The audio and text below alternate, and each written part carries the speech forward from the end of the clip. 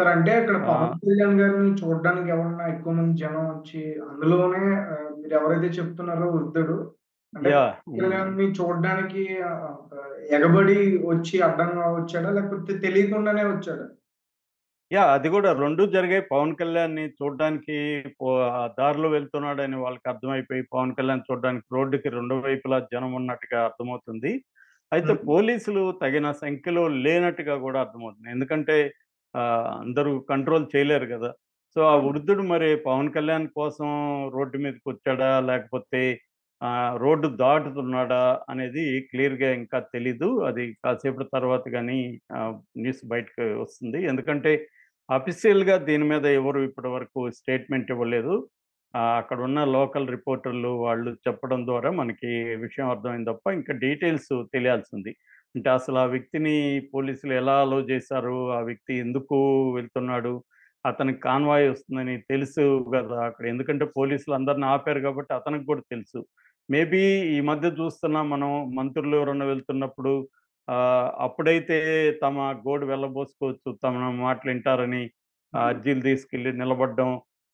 ఏదో ఒక ఇది చేయడం. దాంతో వీళ్ళు గూడా ఆగి వాళ్ళవి తీసుకోవడం. ఇలాంటివి మనకి ఈ మధ్య కామన్ అయిపోయింది. అలాంటివి చూసినప్పుడు చాలామందికేందంటే పవన్ కళ్యాణ్‌కి ఏదైనా చెప్పుకోవాలనుకున్నప్పుడు ఈ రూట్‌లో వెళ్తున్నాడు గదా! మనం ఇక్కడ ఆగితే పవన్ కళ్యాణ్ మనల్ని చూసి ఆగుతాడు. మన సమస్య వింటాడు అని కూడా అనుకునే అవకాశం ఉంది. హ్మ్. ఎందుకంటే పవన్ కళ్యాణ్ గూడా రెగ్యులర్‌గా ప్రజల సమస్యలు వినడం, వాటిని పరిష్కారం జేయడానికి ఆయన సీరియస్‌గా చేయడం, ఇవన్నీ గూడా సిన్సియర్‌గానే చేస్తున్నాడు పవన్ కళ్యాణ్. సో, హ్మ్. ఆ రకంగా గూడా అనుకోని ఆ వృద్ధుడు పవన్ కళ్యాణ్ కలవడానికి రోడ్డు మీదకొచ్చాడా అనేది గూడా పాజిబిలిటీ అయితే ఉంది. అది ఇంకా అఫీషియల్‌గా కన్ఫర్మ్ అయితే చేయలేదు. ఏదేమైనా ఇదొక దురదృష్టకరమైన సంఘటన. అట్ ద సేమ్ టైమ్ పెద్ద ప్రమాదం తప్పింది. పేట దగ్గర పుల్లపుత్తూరు అనే ఊర్లో గ్రామ సభ నిర్వహించాడు. ఈ విషయం మనందరికి తెలుసు. ఆయన రేణిగుంటలో ఆహ్, ఫ్లైట్ దిగి రేణిగుంట నుంచి రోడ్డు మార్గాన అక్కడికి వెళ్ళాడు. ఆ తర్వాత దాదాపు 13,326 గ్రామ సభలను నిర్వహించి రికార్డు క్రియేట్ చేశాడు పవన్ కళ్యాణ్. అవును. చంద్రబాబు గూడా పవన్ కళ్యాణ్‌ని అభినందించాడు. ఇవన్నీ తెలుసు మనకు. హ్మ్. ఇప్పుడేమైందంటే అక్కడ అన్నమయ్య జిల్లాలో కొంతమంది బాధితుల్ని పరామర్శించి, దాని తర్వాత ఆయన రోడ్డు మార్గంలో రేణిగుంటకు బయలుదేరాడు. రాజంపేటకి బయట అదేమంటారు ఔట్‌స్కర్ట్స్‌లో హైవేలోనే జరిగిందిది. హైవేలో ఒక సర్కిల్ ఉంటది. ఎన్టీఆర్ సర్కిల్ అంటారు దాన్ని. ఆ హ్మ్. సర్కిల్‌లో వెళ్తున్నారు. వెళ్తుంటే సడెన్‌గా ఒక ముసలాయన వీళ్ళ కాన్వాయ్‌కి అడ్డంగా వచ్చాడని చెప్తున్నారు. దాంతో ఆయన్ను అవాయిడ్ చేయడం కోసం పవన్ కళ్యాణ్‌కి ముందున్న ఎస్కార్ట్ వెహికల్ ట్రై చేయడంతో బోల్తా పడింది. అందులో ఒక ఎస్ఐకి, ఒక కానిస్టేబుల్, ఒక మహిళా కానిస్టేబుల్ ముగ్గురికి గాయాలైనయి. పవన్ కళ్యాణ్ కూడా షాక్ అయ్యాడని చెప్తున్నారు. ఎందుకంటే యాక్సిడెంట్ అయిన వెహికల్‌కి వెనకనే పవన్ కళ్యాణ్ వెహికల్ వెళ్తుంది. So, okay. స పవన్ కళ్యాణ్ వెహికల్ డ్రైవరు చాకచక్యంగా వ్యవహరించబట్టి పవన్ కళ్యాణ్‌కి యాక్సిడెంట్ జరగలేదు గానీ, లేకపోతే పవన్ కళ్యాణ్ వెహికల్‌కి గూడా ఆహ్, వే యాక్సిడెంట్ అయ్యేదనమాట. ఎందుకంటే ముందెళ్తూ వాళ్ళు మనకు తెలుసు కదా! కాన్వాయ్ అంటే రోడ్డంతా గూడా పోలీసులు క్లియర్ జేసి పెడతారు. హ్మ్. అది వీఐపీ పాసేజ్ అంటారు. వీఐపీ ప్యాసేజ్‌లో క్లియర్‌గా ఉంటది గాబట్టి వేగంగా వెళ్తుంటారోళ్ళు. హ్మ్. వేగంగా వెళ్తున్నప్పుడు ఒక వెహికల్ యాక్సిడెంట్‌కి గురైతే రెండోది, మూడోది గూడా జనరల్‌గా గుద్దుకుంటుంటాయి దానికి. అవును. మామూలుగా కాన్వాయ్‌లో ఎప్పుడైనా యాక్సిడెంట్ అయితే అలా జరుగుతుంటది. కానీ ఇక్కడేమైంది పవన్ కళ్యాణ్ ముందున్న వెహికలేమో సడెన్‌గా ముసలాయన రావడంతో సడెన్ బ్రేక్ వేయబోయి కొద్దిగా పక్కకు తీద్దామని సడెన్‌గా తీసేసరికి అది స్కిడ్ అయ్యి హ్మ్. బోల్తా కొట్టింది. దాంతో పవన్ కళ్యాణ్ వెహికల్ ఉన్న డ్రైవరు చాలా అలర్ట్‌గా ఉంటున్నట్టుగా మనకు అర్థమవుతుంది. తను ఇమ్మీడియేట్‌గా బ్రేక్స్ ఏసి ఆపగలిగాడు.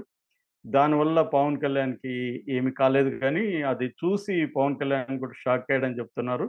అయితే హ్మ్. ఈ ప్రమాదం ఎలా జరిగింది? ఎందుకంటే వీఐపీ పాసేజ్ ఉన్నప్పుడు వెహికల్స్ గానీ, మనుషులు గానీ అడ్డంగా రాకూడదు. మామూలుగా మనకు తెలుసు హైదరాబాద్‌లో చూస్తుంటాము నిత్యం.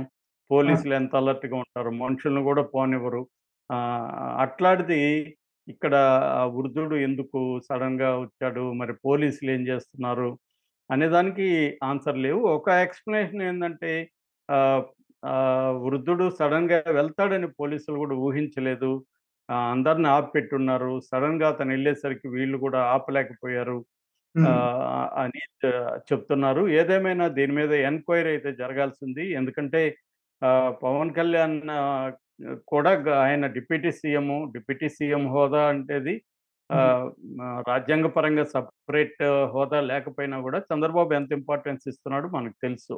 అవును. అందువల్ల పవన్ కళ్యాణ్‌కి ఇలా జరగడం అనేది నిజానికి ఒక దిగ్భ్రాంతికరమైన వ్యవహారం. హ్మ్. ముఖ్యంగా ఎస్ఐ వాళ్ళకి సివియర్ గాయాలైతే కాలేదంటున్నారు. అది ఒక రకమైన ఊరటని చెప్పొచ్చు. ఎందుకంటే వాళ్ళకి సివియర్ ఏదైనా అయితే పవన్ కళ్యాణ్‌కి కూడా అది బ్యాడ్‌గా ఉంటది. యాక్చువల్‌గా మనకి గతంలో గూడా పవన్ కళ్యాణ్ జగిత్యాల టూర్‌కెళ్ళినప్పుడు గూడా కాన్వాయ్‌ని ఫాలో అవుతున్న ఒక అబ్బాయి చనిపోయి, ఒక ముగ్గురికి కూడా సివియర్ గాయాలయినాయి. పవన్ కళ్యాణ్ టూర్‌లలో ఇలాంటివి కామన్‌గా జరిగాయి ఇంతకు ముందుగా గూడా. అయితే అప్పుడు జరగడం వేరు, ఇప్పుడు వేరు. అప్పుడెందుకంటే ఆయన ప్రతిపక్షంలో ఉన్నాడు. ఆయనకి తగిన భద్రత గాని, తగిన పోలీసు ఎస్కార్ట్ గాని, ఆహ్, క్లియర్ పాసేజ్ ఇవ్వడం అవన్నీ లేదు. కానీ ఇప్పుడేంది ఆయన ఒక డిప్యూటీ సీఎం గాబట్టి హ్మ్. ఆయనకి ఉండే ప్రోటోకాల్ ప్రకారం ఆహ్, రోడ్ క్లియరెన్స్ ఇవంతా ఉంటాయన్నమాట. సో, ఇప్పుడు ఆహ్, ఇది జరగడం అనేది కొద్దిగా ఆశ్చర్యకరమే. దీని మీద పవన్ కళ్యాణ్ గూడా విచారణకు ఆదేశించినట్టు తెలుస్తుంది. అసలు వృద్ధుడిని ఎలా వదిలారు మీరు? పోలీసులు ఏం జేస్తున్నారు? అక్కడ వెహికల్స్ అన్నీ క్లియర్‌గా ఆపేసి, మనుషుల్ని ఎట్లా వదులుతారు? రేపు ఇప్పుడు తప్పయింది గాబట్టి పర్వాలేదు. ఏదన్నా వృద్ధుడిని ఏదన్నా అయ్యుండి, వృద్ధుడు కొట్టి, వృద్ధుడికేమన్నా అయింనా లేకపోతే ముందున్న వెహికల్‌కి పవన్ కళ్యాణ్ వెహికల్ గుద్దుకొనున్నా గూడా సివియర్‌గా ఉండేది పరిస్థితి. అవును. సో, అందుకని ఇప్పుడు పవన్ కళ్యాణ్ ఆగి వాళ్ళని ఇమ్మీడియేట్‌గా గాయపడిన వాళ్ళని దగ్గరున్న రాజంపేటలో హాస్పిటల్‌కి తీసుకొనెళ్లారని చెప్తున్నారు. హ్మ్. కానీ పవన్ కళ్యాణ్ ఫ్లైట్ టైమ్ అయిపోతుంది కాబట్టి పవన్ కళ్యాణ్ అయితే ముందుకెళ్ళాడని చెప్తున్నారు. ఆ హ్మ్. వెహికల్ మాత్రం ఎందుకంటే పెద్ద గాయాలు కాలేదు కాబట్టి పవన్ కళ్యాణ్ గూడా తగిన ఆదేశాలిచ్చి వాళ్ళకి ట్రీట్‌మెంట్ అది అందించమని జెప్పి తను వెళ్ళినట్టుగా చెప్తున్నారు. అయితే హ్మ్. ఇంకా పవన్ కళ్యాణ్ మీడియాతో దీని గురించి ఏమి మాట్లాడలేదు. మేబీ కాసేపటి రేణిగుంట ఎయిర్‌పోర్ట్ చేరుకున్నాక మాట్లాడే అవకాశాలు అయితే ఉన్నాయి. ఎందుకంటే పవన్ కళ్యాణ్ ఎప్పుడు గూడా మీడియా ఫ్రెండ్లీగా ఉంటాడు. తను ఏం జరిగింది ఏంటనేది స్వయంగా చెప్పే అలవాటు పవన్ కళ్యాణ్‌కుంది. సో, హ్మ్. కాబట్టి ఇప్పుడు అది మనం చూడాలి ఏం జరుగుతుందనేది. సో, హ్మ్. ఏదేమైనా ఇది ఆయన డిప్యూటీ సీఎం అయినాక జరిగిన మొదటి ప్రమాదంగా మనం చెప్పుకోవచ్చు. అంతకుముందు చాలా ప్రమాదాలు జరిగాయి. చాలామంది కూడా చనిపోయారు పవన్ కళ్యాణ్. పవన్ కళ్యాణ్ గూడా ప్రమాదాలకి భయపడే వ్యక్తి కాదు. మామూలుగా మనం చూసాము ఇప్పటంలో గూడా ఆయన వెహికల్ పైన కూర్చొని పోవడం, దాని హ్మ్. మీదంతా గూడా విమర్శలొచ్చాయి అప్పుడు. యాక్సిడెంట్స్ జరిగితే ఏంటనేది. పవన్ హ్మ్. కళ్యాణ్ ఏందంటే, ఒక రకంగా స్క్రీన్‌లో ఎలాగా బిహేవ్ చేస్తాడో, బయట కూడా అలాగా బిహేవ్ చేసే అలవాటు పవన్ కళ్యాణ్‌కుంది. అంటే అవును. ఎందుకంటే, ఆయన ఫ్యాన్స్ కూడా అలాంటోళ్ళు కాబట్టి, హ్మ్. వాళ్ళు బయట కూడా ఇతన్ని హీరోలాగా చూస్తారు కాబట్టి, ఫ్యాన్స్‌ని ఉత్సాహపరచడానికి కూడా పవన్ కళ్యాణ్ అలా బిహేవ్ చేయడం, అలాగా మాట్లాడడం ఇవన్నీ కూడా చూసాము. అది పవన్ కళ్యాణ్‌కి ఉపయోగపడింది గూడా. అందుకనే ఆయన ఎక్కడికి పోయినా గూడా డబ్బులివ్వకుండా, ఏమి ఇవ్వకుండానే ఆయనకి లక్షల మంది ప్రజలు ఆయన సభలకి రావడం,